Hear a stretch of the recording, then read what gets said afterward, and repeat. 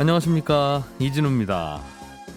오늘 오후에 순수 우리 기술로 만든 우주 발사체 누리호가 2차 발사에 나섭니다. 지난 12년간 2조 원에 가까운 예산이 들어간 대형 프로젝트인데요.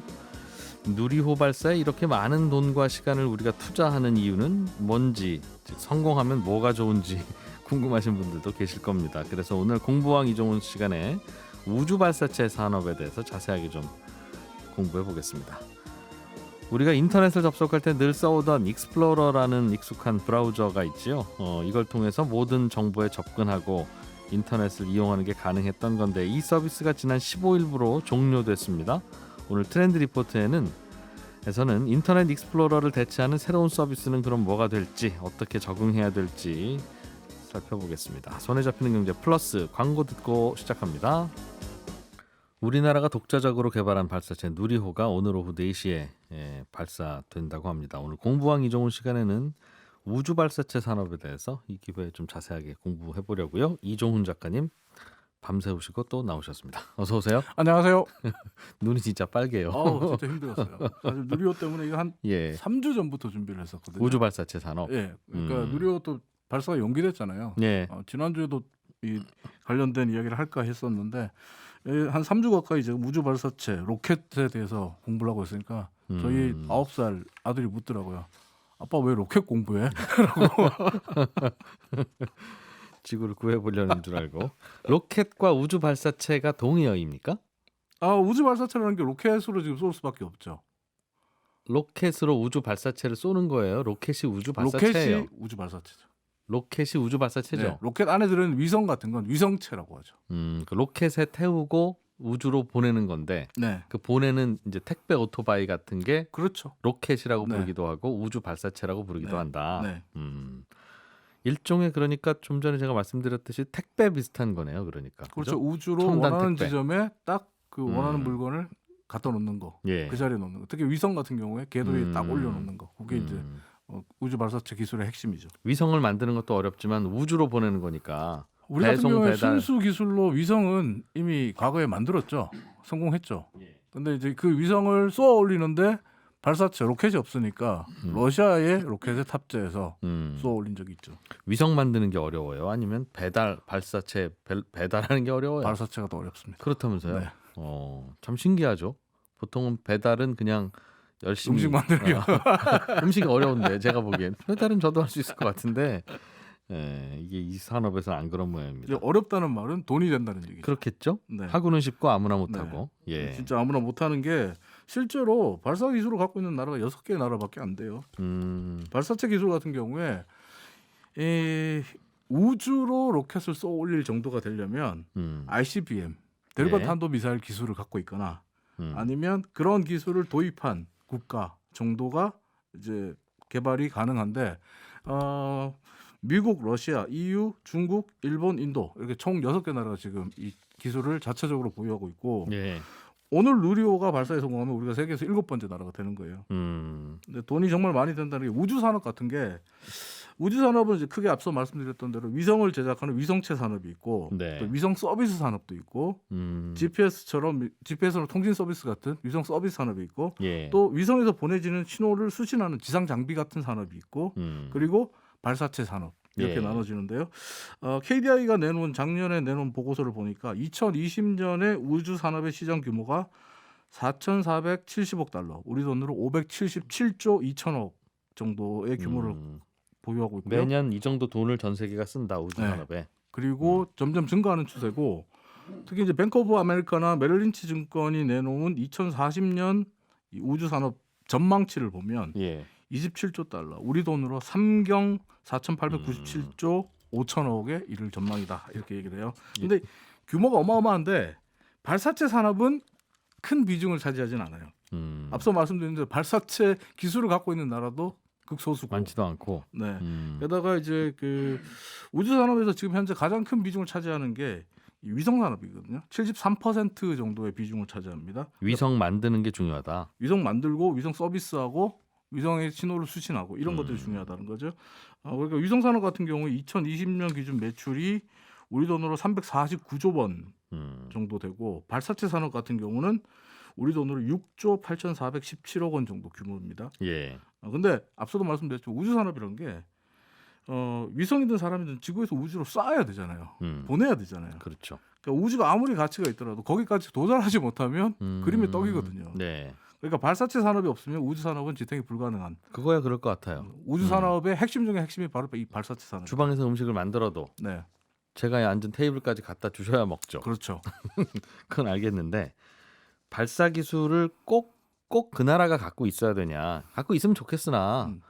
또 모든 물건을 다 우리나라가 만드는 것도 아니고 그렇잖아요. 네. 자동차도 전 세계에서 뭐 한 6개인가 7개 나라가 네. 만들어서 전 세계인이 같이 쓰지 않습니까? 아무 문제 없잖아요. 네. 발사 기술도 그냥 갖다 쓰면 안 되는 겁니다. 뭐 사실 이번에 공부해 보니까 지금 같은 시대에서 위성을 쏘아 올리려면 이제 일론 머스크의 회사죠. 스페이스X에 맡기는 게 훨씬 더 싸고 예. 경제적으로도 싸고 성공할 확률도 높고 안정성도 훨씬 높습니다. 예. 근데 왜 돈도 더 많이 들어가고 성공할지도 모를 누리호 발사에 한국이 집착하고 있을까? 여기에 대해서 자료를 찾아보니까 BBC가 최근에 기사로 내놓은 답변이 있더라고요. 첫 번째는 한국이 향후 독립적이고 능동적인 우주 산업의 플레이어가 되기를 원하는 것 같다. 의존하기 네. 싫다고 생각하는 그렇죠. 것 같다. 두 번째는 이제 군사안보 차원에서 우주안보 강화. 그러니까 군사안보에서 우주 정찰 위성이 굉장히 중요하잖아요. 예. 북한이라는 나라가 있기 때문에 우리로서는 정찰 위성 산업이 꼭 국가 안보와 직결된다 이렇게 볼 수 있는 부분이고 가장 중요한 거는 첫 번째 독립적이고 능동적인 우주 산업의 플레이어가 되겠다는 생각인데 이걸 야심이라고 표현할 수도 있습니다. 왜냐하면 워낙 작은 극소수의 나라들이 이 산업을 독점하고 있기 때문에 한국이 굳이 여기에 끼어들겠다는 것은 네. 앞으로 벌어질 우주 산업 경쟁에 한국이 주도적인 플레이어의 한 축으로 역할을 하겠다라는 건데 막대한 돈이 들어가는 기술에 대해서 정부 주도의 기술을 개발하고 그 기술을 민간 기업들에 나눠준다. 이건 사실 우리가 성장 전략으로 채택해 왔던 거죠. 6, 70년대부터. 지금까지 그랬었죠. 지금까지도 그래 왔고. 예.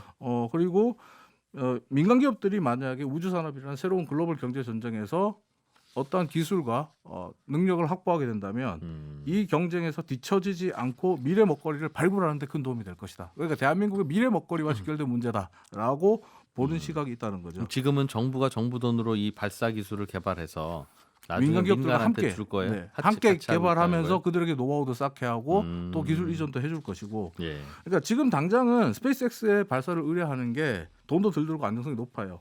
하지만 스페이스X의 발사를 전적으로 의존하게 되면 예.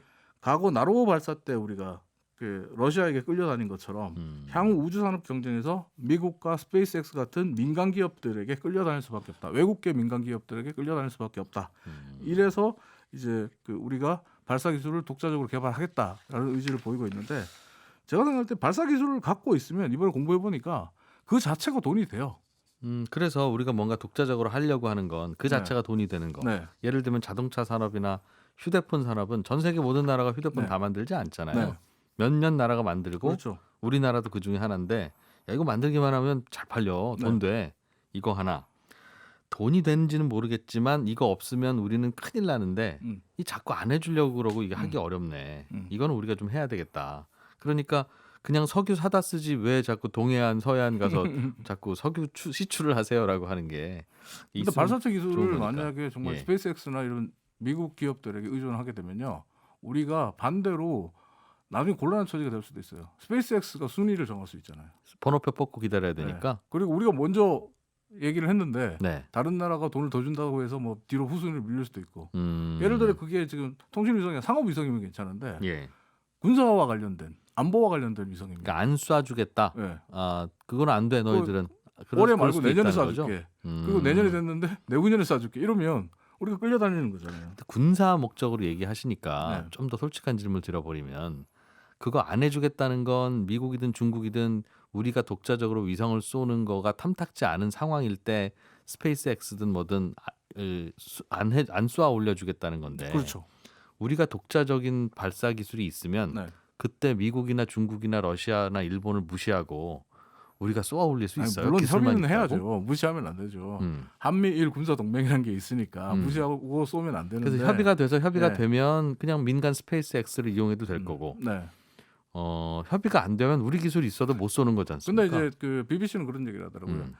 한국, 미국 그의 그 안보 동맹에 그리고 또 일본이 끼어 있잖아요. 그러니까 네. 뭐 삼각 동맹에 어떻게 보면 한국이 좀 더 주도적이고 건설적인 역할을 할 수 있는 너무 지나치게 의존적인 그 동맹의 관계에서 벗어날 수도 있는 부분이 있다라고 BBC가 그래서, 말미에 좀 썼더라고요. 아무튼 그러면 돈이 되면 네. 그거는 그거와 무관하게 접근해 볼 수 있는 산업이니까 마치 휴대폰이나 자동차처럼 네. 이거 잘하면 돈이 많이 됩니까? 지금 당장 뭐 돈이 되냐? 오늘 뭐 누리호 발사가 성공했다. 그래서 예. 내일부터 돈이 되냐? 그건 아니고요. 음. 하지만 로켓 발사 대행 대행업. 사업은 예. 지금 확실하게 돈이 되는 사업인 게 미국에서 검증이 되고 있습니다. 뭐 대표적인 회사가 앞서 말씀드렸던 그 스페이스X인데 네. 실제로 지금 그 2021년 11월 기준으로 유럽 우주기구 통계를 보면 지금까지 약 6,120개의 우주 발사체 그리고 12,170기의 인공위성이 발사가 됐다 그래요. 그리고 예. 현재 지금 인공위성이 4,700기의 인공위성이 우주에서 정상적으로 돌아다니고 운영되고 있다고 합니다. 근데 이 인공위성의 대부분은 60%가 통신위성, 지구 관측 위성, 그리고 GPS 항법 위성이에요. 통신 지도 서비스, GPS 서비스 앞으로 더 많이 필요하면 필요하지 그럴 것 없어지지 같아요. 않을 거예요. 예, 예. 그러면 이 말은 뭐냐면 더 많은 위성을 쌓아 올려야 된다는 거예요. 이렇게 본다면 우리는 계속해서 위성을 쌓아야 되고 위성 발사는 굉장한 시장이 될 수밖에 없다. 네. 근데 이제 재밌는 게 지금 스페이스X 같은 경우는 중량 10kg짜리 위성을 지구 저궤도에서 쏘아 올릴 때 네. 홈페이지에 지금 그 돈이 나와요. 가격표가 예. 100만 달러. 우리 돈으로 한 12억 정도 와. 내면 된다. 이렇게 돼요. 근데 택배를 보내면 12,000원이면 될 것 같은데 10kg짜리면 그러니까 12억짜리 택배예요. 그러네요. 네. 1회에. 예. 그리고 미국 투자자들이 지금 내놓고 있는 보고서를 보면 스페이스X 같은 경우 2018년에 이 쉽게 말하면 택배 사업을 해서 예. 매출 80억 달러, 우리 돈으로 10조 3,176억 원, 영업이익 20억 달러, 2조 5,794억 원을 올렸을 걸로 추정을 하고 있습니다. 2018년에 예. 네, 이미 뭐 지나간 거니까 올렸겠죠. 네, 또 예. 올라가고 있다고 볼 수 있겠고요. 이익을 내고 있는 거예요, 그러면? 이익을 내고 이 있죠. 택배 회사는? 예. 오. 재밌는 건 예. 미국 투자 회사들이 이 스페이스X 같은 발사 대행 회사들이 앞으로 회사의 매출이 늘지 않아도 이익이 더 늘어날 아주 매력적인 산업이라고 한다는 그럼 거죠. 쏠 때마다 필요한 비용이 준다는 뜻이네요. 네, 로켓 발사 비용이 계속 줄어든다는 거예요. 근데 발사 비용이 줄어드는 게 굉장히 획기적입니다. 어떻게 줄이냐? 재활용합니다. 예전에 로켓 한번 쏘면 끝이었거든요. 예, 예. 근데 그 로켓을 다시 회수해 가지고 재활용합니다. 그러니까 대표적인 게 부스터. 로켓이 이제 올라갈 때 점화 부스터 엔진 부스터 엔진을 수거해 가지고 한 번 더 쓰자라고 네. 해서 그러니까 한 번 더 써버리는 거예요. 그러니까 이게 로켓 부스터 만들고 엔진 만드는 비용이 고스란히 사라지잖아요. 다시 쓸 수 있으니까. 예. 여기에다가 로켓을 만들 때 가장 많이 돈이 들어가는 이유 중에 하나가 부품 하나하나를 제작해야 된다는 거였어요. 그렇겠죠. 그러려면 대량 생산할 이유도 없고 필요도 없으니까. 예, 주조, 예. 금형 이 이 비용이 만만찮아요. 그러니까 인형 한 개 만드는데 맞아요. 뭐 그럴 거예요. 모금을 만든다든지 아니면 금형을 떠버리면 저보고 볼펜 하나를 만들라고 하면 예. 저 1,000만 원 가지고 못 만들 것 같은데. 네.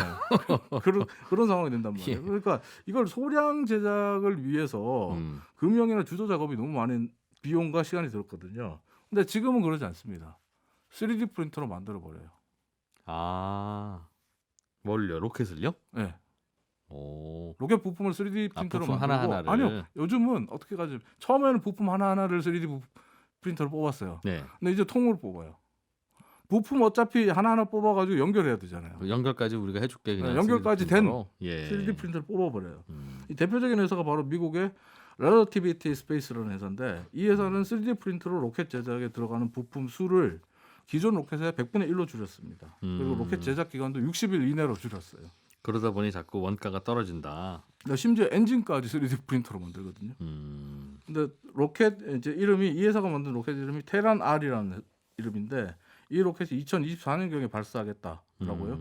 스페이스X 같은 경우도 3D 프린터로 로켓을 만드는데 스페이스X 같은 경우는 3D 프린터로 부품을 만들고 있고 통으로 만들지는 않는 상황이지만 하지만 어쨌든 그 스페이스X는 로켓 부품을 재활용하기 때문에 네. 1회 발사 비용을 지금 30% 이상 줄였고 일론 머스크 같은 경우에 2025년이 되면 이 우주로 쏘아 올리는 운송료가 네. 키로당 $30 미만까지 떨어질 수도 있다고 얘기해요. $30면 그러면 해볼 만해요. 4만 원인데 예. 1kg당. 예. 그러면 아까 말씀하신 어, 택배 수준이 되는 거예요. 나 좀 비싼 택배. 근데 키로당 $30 미만이 돼 버리면 예. 이거는 어떻게 보면 물건이나 사람이 우주로 나가는 데 대한 가격 저항감이 없어져요. 그렇겠네요. 그냥 예. 큰 돈 안 들이고 뭐 해외여행 가는 정도로 유럽 여행 한번 우리 떠나는 정도로 우주여행 갈 수 있는 시대가 올 수도 있는 거예요. 이게 굉장히 중요한 의미를 갖는 거예요. 이렇게 돼야 우주 산업이 급속도로 발전합니다. 사람 한 명 보내는 것도 무게만 생각하면 한 300만 원이면 되니까. 네. 그렇겠네요. 그런 상황이 예. 되고 이렇게 되다 보니까 이제 비용이나 시간들이 계속적으로 줄어들고 있고 그렇게 되면 회사 입장에서는 더 싼 가격으로 더 잦은 빈도로 로켓을 쏘아 올립니다. 그래서 근데 남는 장사가 될 것이다. 네, 남는 장사인데 한 가지 흥미로운 거는 이게 점점 비용이 떨어지고 있음에도 불구하고 네. 스페이스X의 일론 머스크가 지금 가격을 완전히 떨어뜨리지 않고 있다라는 음모론도 나오고 있습니다. 왜요? 지금은 뭐 비싼 돈 들여서라도 쏘아 올리고 싶은 회사 이익을 고객이 위해서. 있으니 회사 이익을 위해서 네, 당연히 지금 그건 당연히 그렇겠죠. 가격 떨어뜨리지 않겠다라고 지금 얘기하고 있는데 또 재밌는 게 이번에 공부하다가 알게 됐는데 이 미국의 이제 우주 개발 스타트업 회사인 로켓랩이라는 회사가 있더라고요. 근데 이 로켓랩이 최초의 전기 로켓 일렉트론을 개발을 했어요. 충전해서 그냥 쏘면 네. 올라간다는 거예요? 전기로. 이 로켓은 뒤에서 불 안 나고? 액체 엔진, 예. 고체 엔진 엄청나게 이 엔진에 들어가는 그 연료, 고체 연료, 액체 연료들이 정말 많은 비용을 차지하거든요. 네. 근데 전기로 만들어 버리면 이게 발사 비용이 어마어마하게 떨어져요. 그러니까 스페이스X가 지금 발사 비용을 굉장히 떨어뜨렸다. 뭐 3D 프린터와 재활용으로 떨어뜨렸다라고 해도 지금 미국 달러로 6,200만 달러, 우리 돈 한 650억 원 정도 된단 말이에요. 한 번 네. 발사하는 예. 비용이. 근데 일렉트론 로켓은 발사 비용이 490만 달러, 우리 돈으로 57억 3천만 원 정도로 떨어져요. 그러니까 기존 비용의 8%까지 떨어지거든요. 전기로 충전해서 쏘면 훨씬 더 싸다는 뜻입니까? 네. 하기야 뭐 불 나오는 데도 없고 뭐 그러다 보면 근데 쏴져요? 전기로 충전하면? 쏴진다고 지금 얘기를 하는 거죠. 그 일렉트론 얘기를 하고 그다음에 심지어 이 일렉트론은 지금 태양광을 활용해서 예. 지금 전력을 보급하는 것도 생각을 한다라고 얘기를 하고 있는데 이러다 보니까 지금 중국 같은 경우도 3D 프린터, 재활용 기술 그리고 전기 엔진 여기에 또 굉장히 목을 맵니다. 그러니까 지금 어떤 시대로 가고 있냐면 지금은 이제 과거의 우주 개발 시대를 올드 스페이스 시대라고 하고 예. 지금 2010년 이후 2010년에 스페이스X가 등장한 이후를 지금 뉴 스페이스 시대라고 하거든요. 그러니까 민간 기업 주도의 우주 개발이 이루어지는 시대라고 하는데 이 뉴 스페이스 시대가 되면서 오히려 올드 스페이스 시대를 주도했던 정부들, 각국 정부들, 그러니까 발사체 기술을 갖고 있는 6개 나라 정부들에게 자극을 주고 있습니다. 우리도 지금 더 싼 비용으로 우주 발사체를 쏘아 올려야 한다. 네. 라고 하고 지금 있는 상황이고 앞으로 이런 가격 경쟁은 더욱더 치열해질 가능성이 높다. 시장이 커지면 당연히 더 그렇게 그리고 되기도 하겠죠. 가격이 낮아지면 낮아질수록 시장은 더 커질 것이다. 이렇게 보는 거죠. 위성 하나 쏠 때 그 택배비와 제품값으로 나눠 보면 네, 택배비가 많이 들었었나 봐요. 그러니까 많이 들었죠. 앞서 싸지면 말씀드렸잖아요. 10kg 쏘는데 12억 이렇게 나가는데 싸지면 12억이라는 것도 굉장히 싸진 거예요. 예. 예전에 50억, 100억까지 갔거든요. 거기야. 그걸 부르는 게 값이었어요, 사실. 예. 거꾸로. 예. 그래서 조만간 보내질 것 같다. 알겠습니다. 오후 4시에 누리호 발사 네. 이번에 또 시도하는 거죠? 네, 이게 말씀하신 로켓 네, 발사체. 그렇죠. 여기에 뭐 우리가 이제 올라가는 7번째 거죠. 나라가 되느냐 예. 하는 건데 만약에 우리가 성공하지 못하더라도 낙담할 필요는 없어요. 실제로 지금 앞서 말씀드린 대로 우리가 지금 갖고 있는 누리호 기술은 지금 뉴 스페이스 시대를 선도하고 있는 일론 머스크의 스페이스X라든지 이런 그 다양한 민간 회사들 그리고 미국 나사와의 기술 격차를 생각하면 아직 우리는 걸음마 수준이에요. 걸음마 수준인데 한 발을 이제 내딛는 거거든요. 실패해도 실패는 성공의 어머니란 말이 있듯이 실패가 쌓이면서 한 발 한 발 내딛는 거니까 너무 낙담할 필요 없다고 보고 또 성공한다면 성공해도 앞으로 가야 될 길이 많다라는 생각을 할 필요가 있고 한참 따라가야 돼요. 이 로켓 발사 기술은 이번에 성공하면 다 한참 따라가야 따라가야 돼요. 돼요. 근데 또 너무 걱정할 필요가 없는 게 뭐 반도체는 안 그랬나요? 자동차는 안 그랬나요? 조선산업은 안 그랬나요? 근데 다 민간 기업이 했던 사업인데 이건 네. 나라 돈 들어간다고 하니까 네. 이게 우선순위인가를 좀 고민하는 거죠. 아니죠. 반도체나 조선산업도 처음엔 나라 돈의 지원이 있었죠. 이게 사줬으니까 부실한 것도. 네. 공부왕 이종훈 작가였습니다. 고맙습니다. 감사합니다. 저는 잠시 후에 2부에서 찾아뵙겠습니다. 무려 27년가량을 써오던 인터넷 익스플로러 서비스가 종료됐습니다. 이게 그래서 오늘 트렌드 리포트 시간에는 인터넷 익스플로러를 대체할 다른 서비스, 달라진 활용법 등등 좀 배워보려고요. 미래사회 IT연구소의 김덕진 소장님 나오셨습니다. 어서 오세요. 네, 안녕하세요. 반갑습니다. 김덕진입니다. 아직 컴퓨터에 익스플로러 깔려 있고 쓰시는 분은 없습니까? 있습니다. 그래서 이 얘기 꼭 오늘 처음 하고 싶었는데요. 일단은 예. 그 윈도우 11 최근에 나오는 윈도우 쓰시는 분들은 네. 아예 익스플로러가 설치가 안 돼 있어요. 그러니까 아예 윈도우를 쓸 수 없는 환경인 거죠. 예. 여러 가지 뭐 여러 방법을 통해서 띄울 수는 있지만 그래도 이제 보통 안 깔려 있고요. 윈도우 10, 그러니까 윈도우 10까지는 네. 익스플로러가 깔려 있습니다.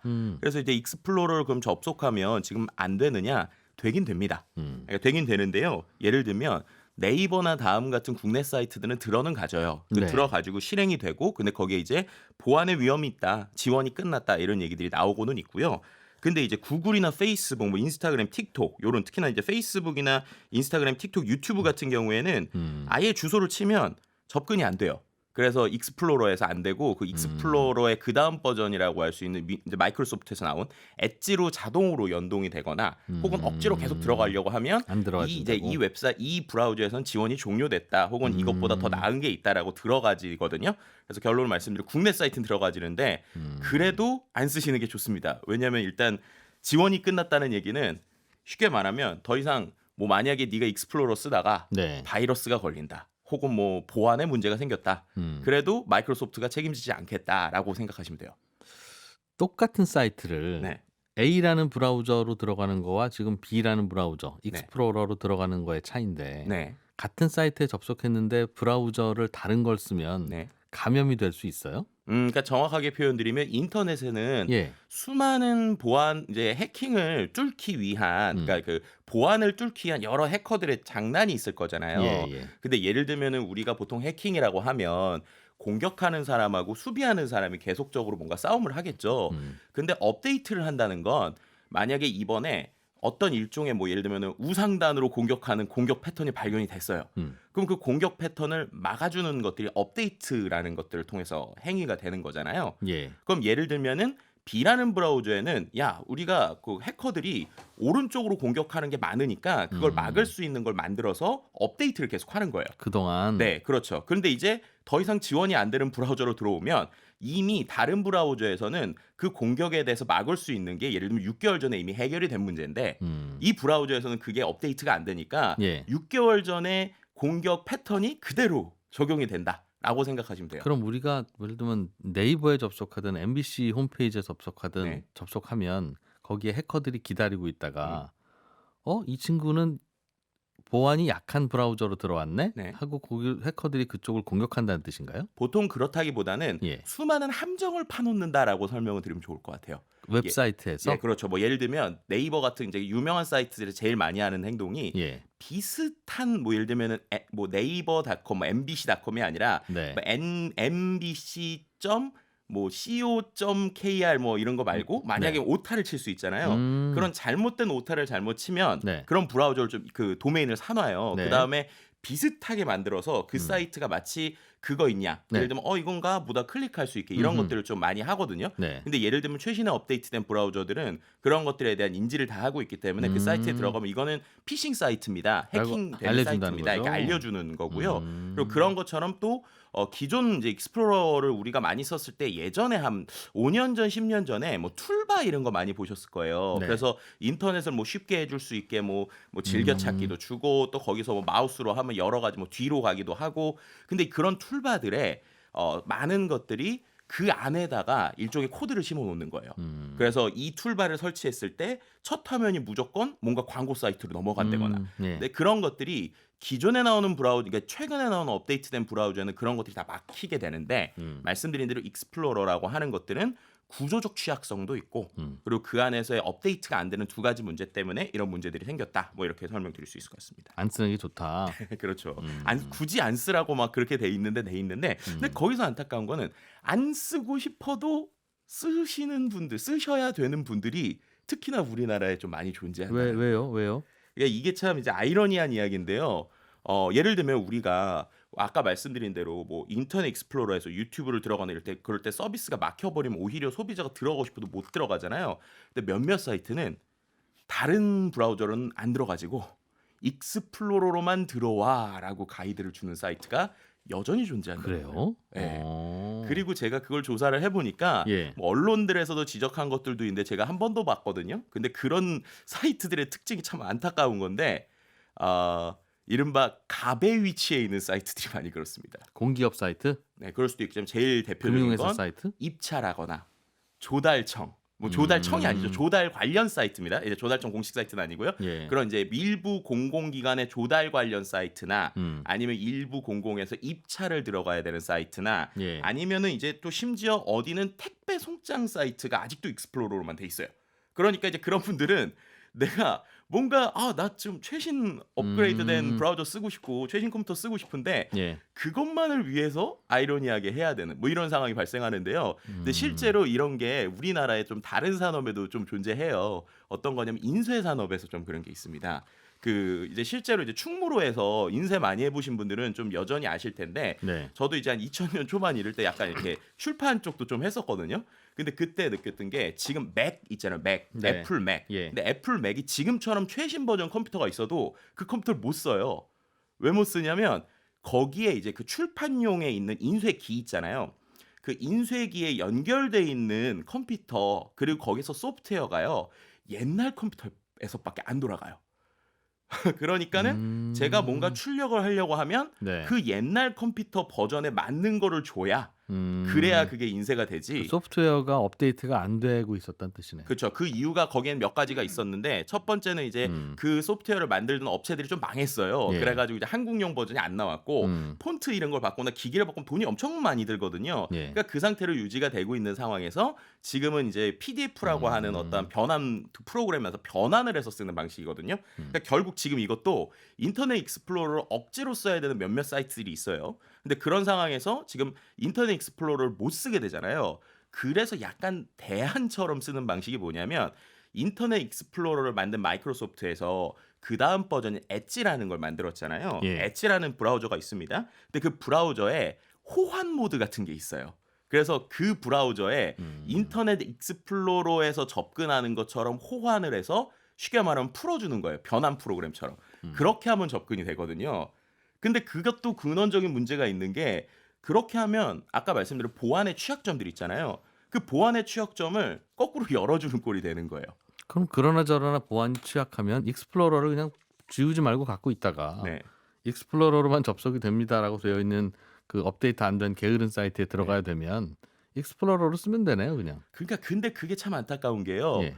거기서 문제가 그럼 왜 마이크로소프트는 그렇게 업데이트를 하면 되는데 왜 굳이 엣지로 바꿨을까? 그러게요. 라는 생각을 좀 해봐야 돼요. 왜 익스플로러를 이제 그만 쓰자는 겁니까? 쉽게 설명드리면 엔진 자체가 바뀌었다라고 보시면 됩니다.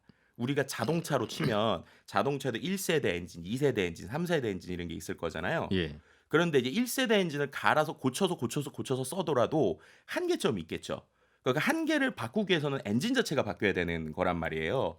아니, 자동차도 아닌데 엔진이 왜 나와요 여기서? 여기서 중요한 게 네, 예. 인터넷 기술을 생각해 보시면 2000년 초에 우리가 인터넷을 쓸 때랑 지금이랑 인터넷 환경이 많이 바뀌었죠. 예를 들면 유튜브만 생각을 해볼게요. 유튜브에서 생각해 보시면 우리가 웹브라우저로 들어가서 네. 그 안에서 어떤 프로그램도 설치하지 않고 재생을 누르면 재생이 되죠. 그리고 그게 막 넘어가죠.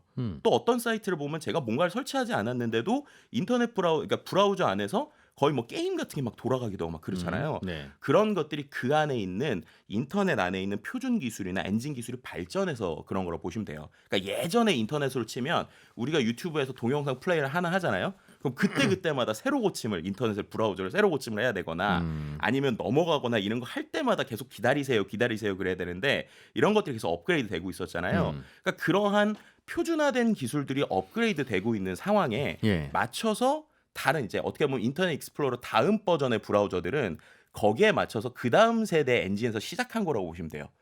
그랬는데 이제 그 전 버전의 엔진을 계속 고쳐도 어느 순간 한계가 있었던 거죠. 익스플로러는 네, 뭘 그리고- 못하는 거예요? 익스플로러는 계속 그대로 쓰면 그러니까 그 두 가지가 있는데요. 익스플로러가 거기 부분에서 약간 놓친 거 하나는 이제 자신들의 엔진이 엄청 좋은 상황이었잖아요. 그럼 그 상황에서 그 다음 사람들이 새로운 기술들을 막 얘기하면 그 기술들을 계속 그 브라우저에 계속 표준으로 받아들였으면 됐는데 그 받아들이는 행위를 거의 3, 4년 동안 하지 않았어요. 네. 근데 그 기간 동안에 그렇게 되니까 이제 그 웹 만드는 사람이 답답하잖아요. 그러니까 답답한 사람들이 별도의 표준, 그러니까 어떻게 보면 표준을 적용하는 이런 엔진을 만들었습니다. 그게 이제 크로미늄이라고 하는 기술인데 네. 그 기술을 기반으로 해서 크롬 브라우저나 우리가 이제 그 스마트폰에서 많이 쓰시는 삼성 브라우저 이런 것들 있죠. 네. 이런 것들이 좀 나오게 됐어요. 그럼 그렇게 되면서 어떤 게 또 발전이 되냐면 브라우저 자체가 그때 또 생각해 보시면 스마트폰이 나왔잖아요. 그래서 브라우저 자체가 스마트폰하고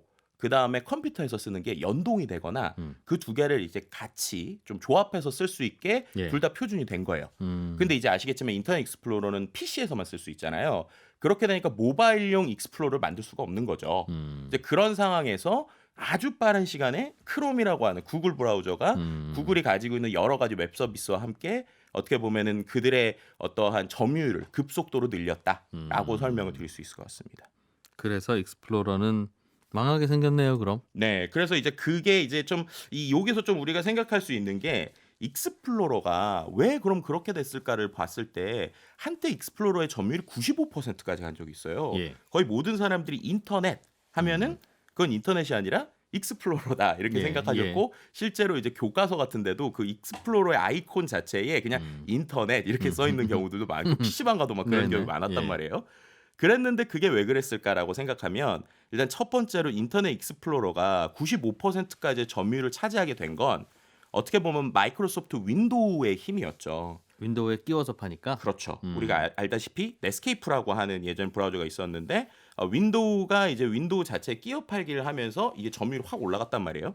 근데 이제 그 상황에서 그 어떻게 보면 점유율이 무너질 수 있었던 일이 첫 번째가 스마트폰들이 나오게 되니까 더 이상 이제 뭔가 끼워 팔기라고 하는 것들이 한계를 갖게 되는 게 첫 번째가 있었죠. 스마트폰용 브라우저가 나오면 그건 경쟁을 해야 된다. 그렇죠. 예를 들면 우리가 이제 예를 들면 그 구글 기반의 그 이제 안드로이드 폰이 나오면 거기에 기본 탑재되어 있는 건 크롬이거든요. 예. 그리고 삼성 전화기 같은 경우에는 삼성 인터넷이라고 하는 그 브라우저가 있는데 네. 생각보다 이 모바일에서 삼성 인터넷의 점유율이 높아요. 그게 오히려 마이크로소프트 엣지보다 높거든요. 그래서 어떻게 보면은 그 PC 시절에서 모바일 시절로 넘어갈 때에 본인들이 가지고 있었던 엄청난 그 독점권이라고 할 수 있는 게 좀 줄었다라고 예. 하는 게 첫 번째고 두 번째는 아까 그런 이제 본인들의 권력을 가지고 새로운 표준들이 계속 바뀌어 나갈 때 그걸 계속 적용을 하지 않고 심지어 브라우저 한 번이 업데이트될 때 최대한 5년 정도가 걸렸던 적이 있어요. 그러니까는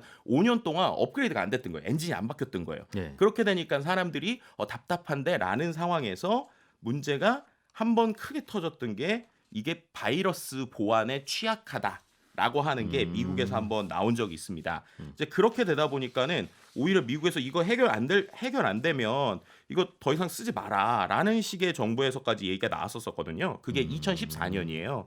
2014년에 우리가 이른바 이제 컴퓨터 자체가 막 멈추거나 막 예전에 막 컴퓨터 막 바이러스 막 걸려서 막 프로그램 다 막히는 부분 있죠. 그런 부분 같은 악성 코드가 침투 경로가 인터넷 익스플로러다라는 게 2014년에 미국에서 국토안보부 소속에서 나오게 됐습니다. 그렇게 되니까 이제 지금도 불안불안하고 있는 브라우저가 예. 갑자기 하다가 보안 취약성까지 딱 맞아버리니까 이제 어떻게 보면 기존의 브라우저는 이때가 기회다라고 하면서 크롬이 이제 구글의 어떠한 그 안드로이드 기반의 시스템과 함께 아주 급성장하는 이런 형태였고요. 이러다 보니까 결국에는 이제 마이크로소프트 입장에서는 우리가 그러면은 좀 새로운 개선책을 찾아야 돼라고 생각하니까 그럼 아예 엔진을 바꿔버리자라고 하면서 엣지라고 하는 브라우저를 만들게 됐어요. 근데 이제 이때도 이들이 그러면은 거기서 또 한 번 더 실패 아닌 실패를 겪었다라고 사람들이 얘기하는 게 예를 들면 윈도우가 나오면 그럼 아까 이제 윈도우 11 같은 경우에는 말씀드렸던 것처럼 엣지만 깔려 있다고 그랬잖아요. 익스플로러 없고. 그럼 그런 상황이니까 사람들이 그냥 기본적으로 엣지를 쓰죠. 예. 근데 윈도우 이제 10이 나왔을 때 그때도 충분히 그럴 수 있었던 타이밍이었거든요. 근데 그때 익스플로러를 기본으로 깔고 네. 그 다음에 익스플로러에 들어가면 엣지를 설치하세요라고 자꾸 나왔어요. 예. 그러니까 사람들에게 선택권을 한번 준 거죠. 그럼 사람들은 아니 그럴 거면 어쨌든 설치해야 되는데 그냥 크롬 깔지라고 네. 하면서 그때 이제 크롬에 어떻게 보면은 그 점유율이 많이 올라가게 된 이런 일들이 있습니다. 이제 그러다 보니까 이제 이번에 또 이 익스플로러 자체 이슈가 나와서 좀 재미있었던 것 중에 하나가 예. 우리나라에서 특히 이 익스플로러에 대한 사랑이 되게 깊었거든요. 더 많이 썼어요, 우리나라. 네. 근데 그게 왜 그러냐면 우리나라는 앞서서 말씀드린 그런 그 막 몇몇 그 어떻게 보면 정부 사이트들 혹은 이제 몇몇 옛날 사이트들이 여전히 익스플로러를 선호하는 가장 큰 이유가 우리가 이제 익스플로러 하면 항상 나오는 기술인 액티브엑스라고 하는 예. 예전에 뭐 들어보셨겠지만 뭐 옛날에 천송이 코트부터 해가지고 예전에 이제 박근혜 전 대통령 시절에 그때 이제 뭔가 뭐 외국에 있는 사람들이 우리가 물건 사기 어려우니까 액티브엑스 없애야 된다 막 이랬던 그 액티브엑스 기술 있잖아요. 예. 그 액티브엑스 기술이 이 인터넷 익스플로러를 위한 기술이에요. 그러니까 액티브엑스도 원래 표준 기술은 아닙니다. 근데 이게 우리나라에서 좀 많이 선호됐던 이유가 예전에 더 예전으로 돌아가야 되는데 그 98년, 99년 이때 우리나라가 이제 김대중 정부에서 뭔가 이렇게 전자 정보를 일으키겠다. 그리고 금융 산업을 키우겠다라고 했었던 그때 모든 금융을 속도감 있게 또 모든 인터넷을 속도감 있게 어떤 그 보안이나 시스템을 세팅해야 되잖아요. 그러다 보니까 그때 액티브엑스라는 기술을 쓰기 시작했던 거예요. 네. 그러니까 우리나라도 처음부터 전 세계 표준적인 기술을 쓴 게 아니라 이제 우리가 쉽게 컨트롤할 수 있고 예. 그리고 쉽게 만들 수 있는 그런 기술들을 쓰기 시작을 했던 거죠. 그랬는데 이게 계속 시대가 지나면서 표준화를 요구하는데 한 번 쓴 걸 바꾸기 어렵잖아요. 습관이 들어서. 그렇죠. 그리고 두 번째는 시스템을 아까 그 충무로랑 똑같습니다. 시스템을 바꾸려면 엄청 큰 돈이 들죠.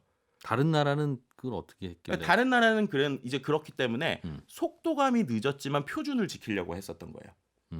그러니까 이제 그렇다고 이거를 우리가 안 좋게만 볼 수 없는 게 만약에 그때 이런 액티브엑스를 표준화해서 빠르게 가지 않았다면 네. 그렇게 우리나라가 급속한 인터넷의 발전은 있을 수 없었어요. 그러니까 이제 전 세계적으로 우리나라가 여전히 금융의 속도가 엄청 빠른 이유인데 근데 지금 이제 시간이 지나서 모바일 중심과 표준화된 기술들이 있었을 때 마치 예전에 있었던 기술들이 그러면 그때 제 타이밍에 바뀌어졌으면 좋았을 텐데 그게 하나의 권력이 되고 그 기술을 가지고 있는 사람들이 계속적인 시스템 구석구석에 있는 것들을 찾아내서 꺼내대다 보니까 좀 문제가 생겼다. 뭐 이런 얘기 좀 드릴 수 있었을 것 같습니다. 익스플로러는 그럼 삭제해라. PC에서는 안 쓰시는 게 좋고요. 안 쓰는 게 좋다. 네, 최대한 크롬이나 그리고 뭐 안 정한되면 엣지에서 이제 그 호환 버전을 쓰시지만 어쨌든 좀 표준화된 형태로 가야 된다. 뭐 이렇게 설명드릴 수 있을 것 같고요. 그 외에 브라우저들도 요즘 좋은 것들이 많으니까 네. 한번 이게 브라우저 찾아보시면 좋을 것 같습니다. 이것저것 좀 깔아서 써봐라. 네. 개인적으로는 뭐 크롬 쓰세요?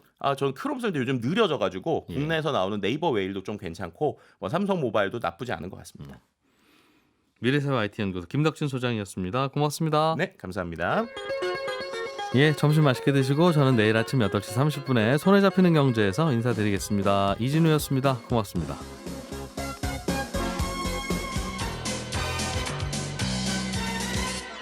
더 깊고 더 재미있는 경제 이야기. 이진우의 손에 잡히는 경제 플러스.